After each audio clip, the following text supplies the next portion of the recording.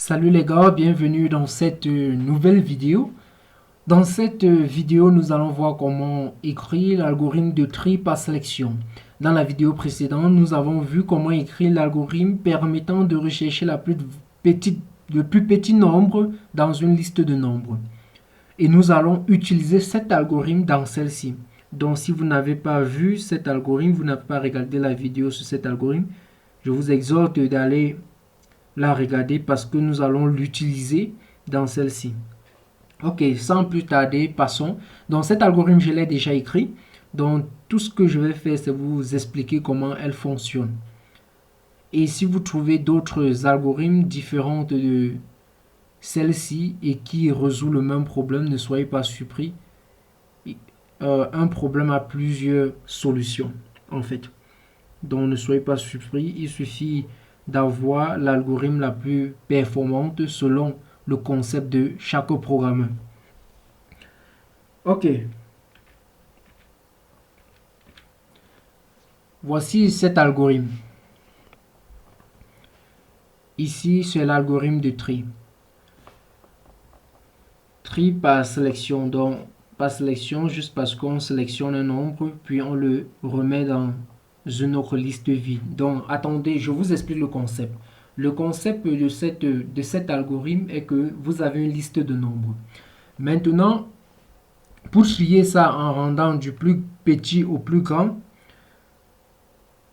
on va utiliser l'algorithme permettant de chercher le plus petit dans la liste. Vous voyez?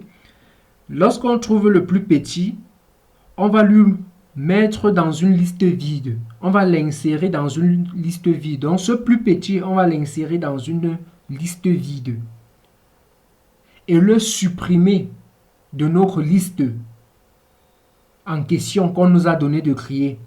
Le supprimer et rechercher encore le plus petit nombre parmi les nombres qui restent. Dès qu'on le trouve, on l'insère dans notre liste qui était vide. Et on le supprime dans notre liste donnée. Donc c'est simplement comme ça que cet algorithme fonctionne jusqu'à la fin et on retourne la liste. Bon, je vous explique. Ici, nous avons la liste à créer, le nom de l'algorithme. Le nom de l'algorithme, c'est TreeList. Maintenant, ça nécessite deux paramètres. La liste à créer, vous devez avoir la liste à créer et le nombre d'éléments dans cette liste. Je vous ai dit, pour calculer le nombre d'éléments dans cette liste, dans une liste, c'est très simple.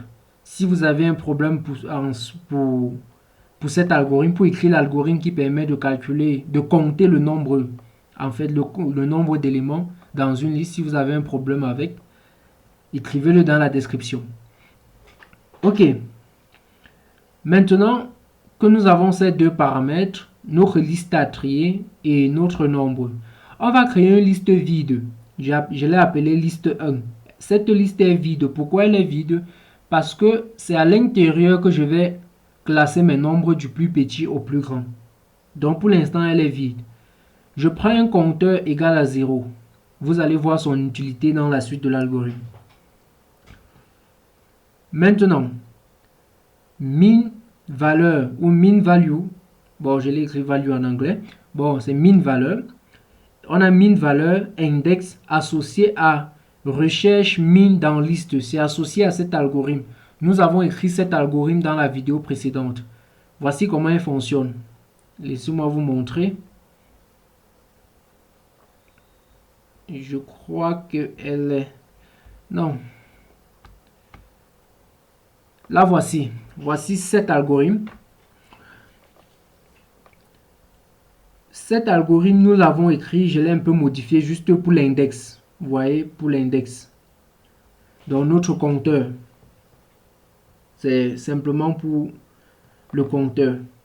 L'index, ici, là, nous donne la position où nous trouvons la valeur minime. J'espère que vous comprenez. Donc, l'index nous donne la position de la valeur minime dans la liste. Donc, lorsque je trouve la valeur minime, je peux connaître la position où elle se trouve dans la liste. Et je vous ai dit que je compte ma liste à partir de 0. Donc, l'index 0 représente le premier élément pour moi. Et vous le verrez dans la suite. Pourquoi je dis ainsi. Ok. J'espère que donc si j'ai expliqué comment fonctionne cet algorithme dans la vidéo précédente. Donc si vous n'avez pas regardé, allez regarder cette vidéo. Ok. Continuons dans celle-ci. Donc min valeur et index sont les résultats donnés par cet algorithme appelé recherche min dans liste. Cet algorithme, elle reçoit aussi deux paramètres, liste et n, n étant le nombre d'éléments. Même chose que celle-ci. Donc en fait, les deux algorithmes sont en train de travailler avec les mêmes paramètres. J'espère que ça se comprend. Donc, tant que compteur est inférieur à n, n c'est quoi? Le nombre d'éléments de la liste. Qu'est-ce que je fais? Je dis d'abord que min valeur et index sont égales à recherche min dans liste de liste min dans liste de liste avec n nombre, n éléments. Donc cet algorithme déjà écrit et stocké quelque part va nous retourner la valeur minimale et l'index de sa position, donc sa position en fait, va nous donner l'index. Cet index nous permettra de savoir où elle se trouve. Maintenant que nous avons la valeur minimale, nous allons l'insérer dans la liste vide que nous avons créée tout à l'heure.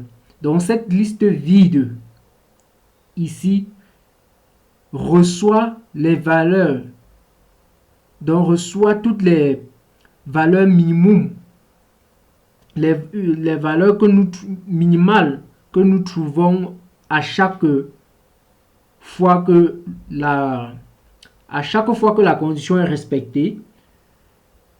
La valeur minimale qu'on trouve, on l'insère dans cette liste. J'espère que je me fais comprendre. Donc, laissez-moi revenir.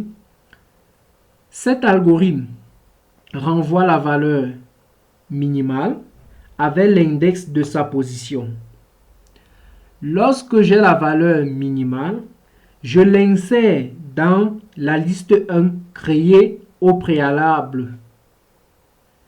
Lorsque je l'ai insérée déjà, je supprime cette valeur minimale dans la liste qu'on m'a donnée au départ. Comment je fais pour la supprimer? Vu que j'ai son index, ça veut dire que je peux accéder à ce nombre. Je dis donc supprime liste index. Je mets l'index, sa position ici. Ça veut dire que le nombre min value est supprimé. Lorsqu'il est supprimé, le nombre d'éléments qui était n devient n-1. J'espère que c'est clair. On appelle ceci une décrémentation. N est égal à n-1, c'est une décrémentation. Ok. Maintenant, je retourne là. Notre compteur est toujours 0. Mais lorsque nous retournons, notre compteur est toujours 0, mais n est n-1. Donc, à un niveau donné, nous allons avoir n égale à moins 1. Ce qui va faire que la condition doit être fausse et nous allons sortir de la boucle. Donc, dès qu'on a supprimé l'élément, nous avons notre liste, mais avec un élément de moins. On repasse encore là. On refait. On insère dans la liste 1 la plus petite valeur trouvée. On le supprime. N prend encore la valeur de n-1. Donc, à chaque itération, n est décrémenté jusqu'à ce que jusqu'à ce que le dernier élément de la liste soit pris comme jusqu'à ce que le plus grand élément de cette liste soit pris comme la plus petite valeur parce qu'elle serait la dernière dans la liste. À cet instant, on va sortir de la boucle et on va retourner notre liste 1. Alors là, notre liste 1 doit être une liste triée du plus petit au plus grand. On peut toujours le faire du plus grand au plus petit. Donc, exercez-vous en faisant cela. Merci d'avoir regardé. Si elle vous a plu, si vous avez compris quelque chose de plus, laissez-moi un pouce bleu en l'air et abonnez-vous si ce n'est pas déjà fait. À nous revoir dans la prochaine vidéo. Avant de continuer avec les algorithmes, parce que je vous ai dit, nous allons commencer par le langage Python.